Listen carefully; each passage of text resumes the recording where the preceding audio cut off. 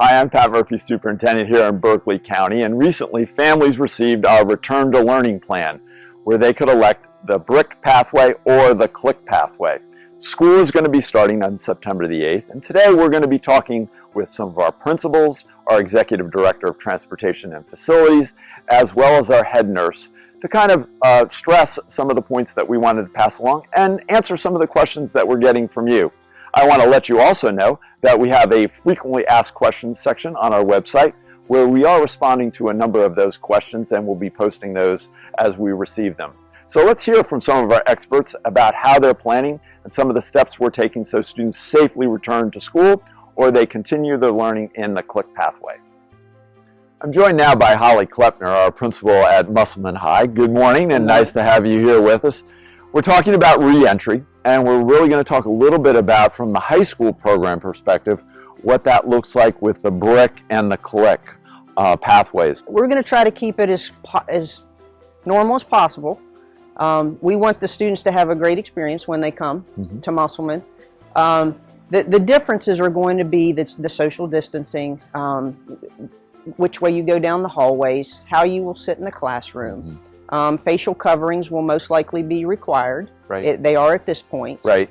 And of course, bus dismissal, pickup, drop-off will be a little more staggered to get the students in the building. Right. Now, I've shared with everyone that things are just going to take naturally a little bit longer. So you're talking about one-way hallways, so you'll allow some additional time for transitioning, which I think will work. In most cases, we're hoping to also provide lunch to the classrooms. Students will eat in their classrooms with their teacher, unless you're maybe in your PE class or your band class. We will social distance them in the cafeterias.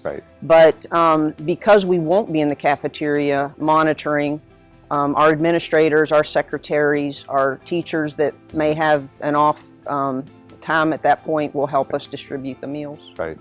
Let's talk a little bit about the schedule for the day, because we've talked about abbreviating the schedule because it provides us some time for some additional cleaning.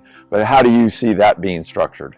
The students' day will be a little shortened, and that'll give time for the teachers that are posting new information for remote learners or catching up with the Schoology questions and throughout the evening and that morning. But students won't attend the same class every day, all 7 periods every day. They will on Wednesdays, but on Monday, Tuesday, Thursday, Friday, it'll be more like a block schedule. So there's not a lot of class change. They'll have more face-to-face time with their teacher. So Holly, could you then talk a little bit about the CLIC pathway? We want the CLIC option to mirror the direct option, and that will be taught by our teachers in our building. And there's a lot of reasons for that, but one of the main reasons is staffing and scheduling, and so the teachers can collaborate and work together. But also, if by chance we are out again, like we were in the spring, it'll be a very easy transition for everyone. And at the same time, if students who took the CLIC pathway, they want to elect to return to the BRIC pathway, then they can very easily transition. I think the other asset is it's your teachers or our teachers are going to be working and making regular daily contact with our students. This is also going to mirror how this is going to be designed also at the middle school level. This design is pretty much the design for our secondary students, middle and high school. And one of the things that have been brought up a lot is attendance and grading.